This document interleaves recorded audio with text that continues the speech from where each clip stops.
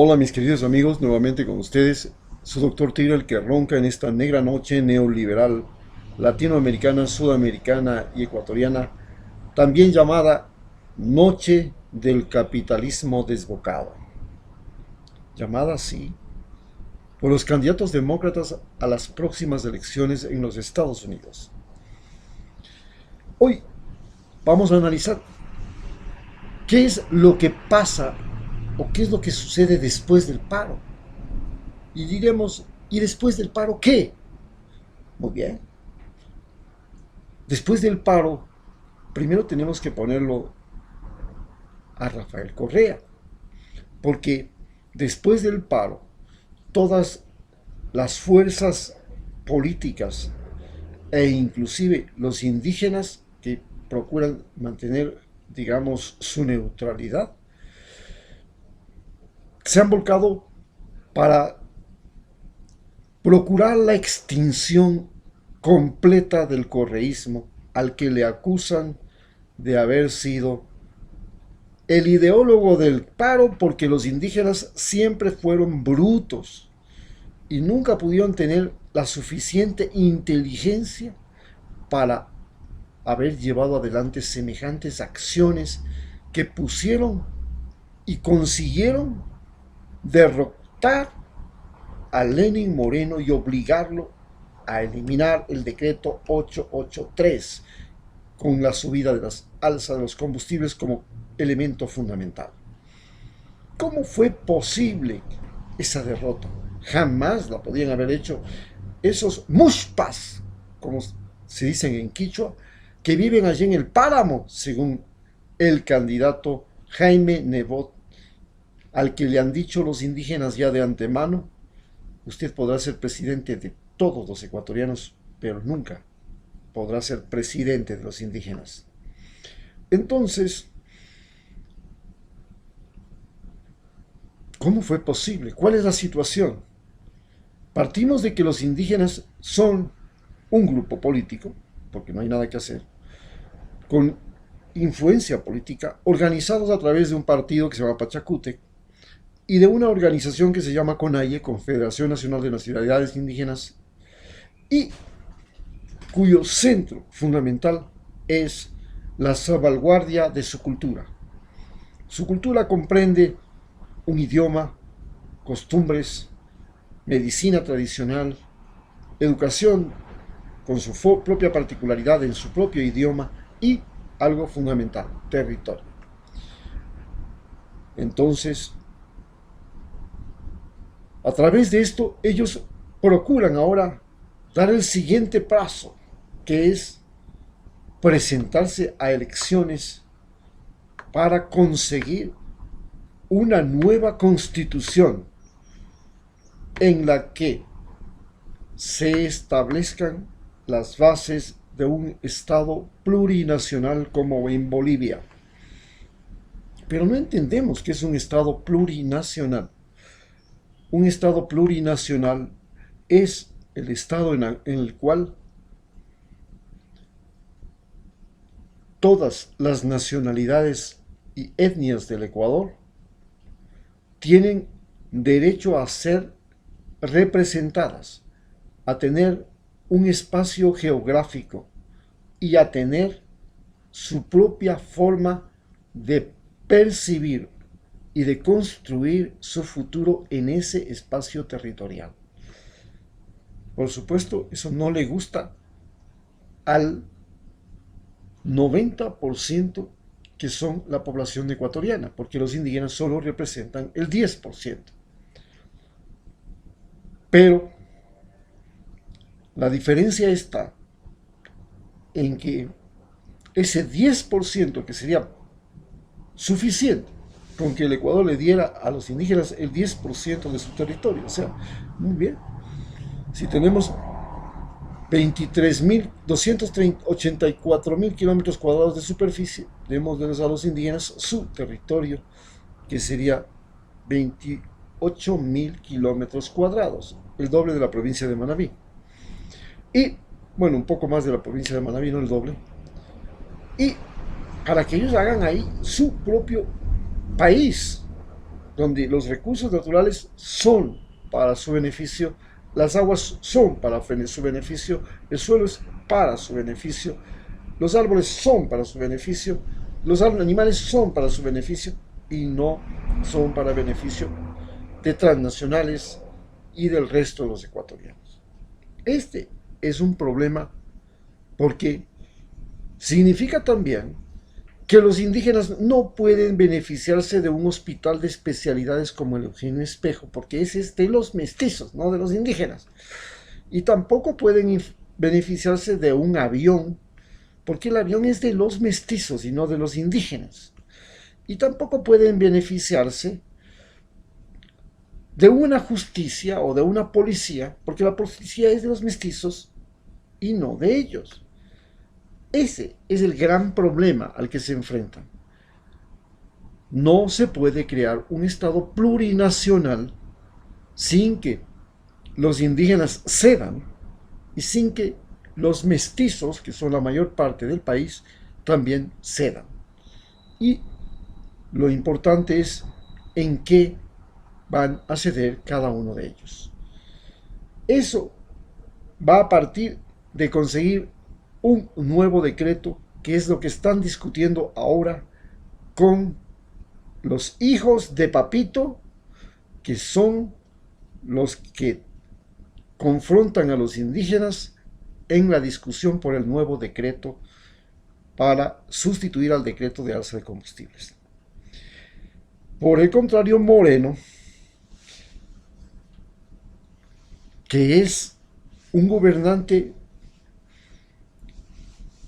muy desacreditado, con incapacidad física y con discapacidad física y con alguna notable incapacidad mental, es un obsesivo anticorreísta, absolutamente sumiso a los Estados Unidos, les ha entregado bases militares, tiene personas altamente vinculadas a la embajada norteamericana que le dicen qué hacer y que controlan quienes están al frente de las Fuerzas Armadas y la Policía Ecuatoriana. Porque los norteamericanos saben muy bien que les sale mucho más caro tener un ejército como el ejército venezolano o el ejército cubano que les confronte a tener cualquier otra forma de confrontación. Pero además es un individuo absolutamente sumiso a la oligarquía de Quito llamada los hijos de Papi, representados claramente en el movimiento Ruptura 25, movimiento político organizado y creado en la Universidad San Francisco, una universidad que tiene profesores PhD en el mayor número que ninguna otra del país, y como condición para ser profesor PhD de la Universidad San Francisco tiene que haber estudiado en los Estados Unidos y debe tener su PhD norteamericano. Solo si no encuentra PhD norteamericanos le cogerán a otro, de por si acaso, con muchos méritos. Esta universidad donde se aprende inglés y se hace después prácticas y pasantías e intercambios estudiantiles con universidades norteamericanas, que es una forma de colonización científico-tecnológica de los Estados Unidos en Ecuador, es la que tiene ahora a través de la ministra de Gobierno, del señor Wright, que está encargado de Galápagos, de Juan Sebastián Roldán, otro de la Ruptura 25, y del actual ministro de Bienestar Social, la sartén por el mango, y están discutiendo cómo no perder el poder, porque en este momento los pipirinais de Quito están desacreditados. Todos esos leguleyos, esos que jugaron con las cortes y se apropiaron de las cortes, porque la Corte Suprema de Justicia está en Quito, y Quito tiene la mayor cantidad de abogados de todo el país, y la mayor cantidad de tinterillos y la mayor cantidad de juzgados, y ese fue el lugar donde ellos pudieron meter la garra, y a través del Consejo Interino de Participación Ciudadana, donde los indígenas, los militares retirados, Guayaquil a través de Zavala, inclusive un grupo de mujeres de ultraderecha, tuvieron la representación y le entregaron todos los poderes a Lenín Moreno, muy conscientemente de que Lenín Moreno tenía más comida que la que podía tragar.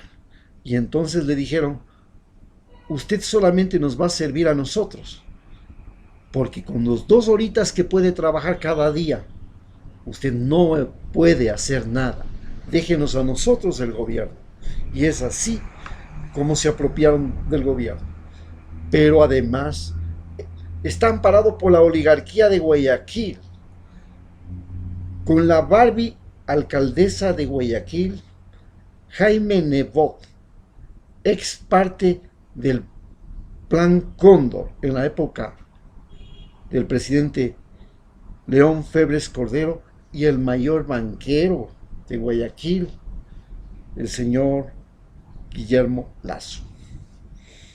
Con esta oligarquía que se viste de blanco pidiendo la paz, porque además quieren ser blancos, porque eso de ser indios, por favor, aunque tengamos cara de indios, tenemos que ponernos ropa blanca y lucir una banderita parecida a la Argentina, para que digan que nosotros no somos de esa chusma que viene del páramo a destruir las calles. Esos vándalos que vienen desde las montañas, esos enanos, esos retacos, esos cuarto de pollo, no pueden entrar en Guayaquil. Con esos se afilia para poder mantener el poder y evitar a toda costa el correísmo, que desgraciadamente para ellos, y a pesar de la persecución a todos sus dirigentes y de tenerlos correteados y fuera del país, refugiados en embajadas, se ha convertido en la única real fuerza de oposición. Y eso, sumado a las victorias electorales que se avecinan en Argentina y Bolivia, la crisis chilena, la crisis colombiana, la crisis peruana, que ya están en curso, les hace muy débiles políticamente. Por supuesto, nos queda por hablar del correísmo. El correísmo todavía no sale de la sorpresa de ver que los indígenas tienen un discurso, especialmente el representante de la provincia de Cotopaxi, Isa,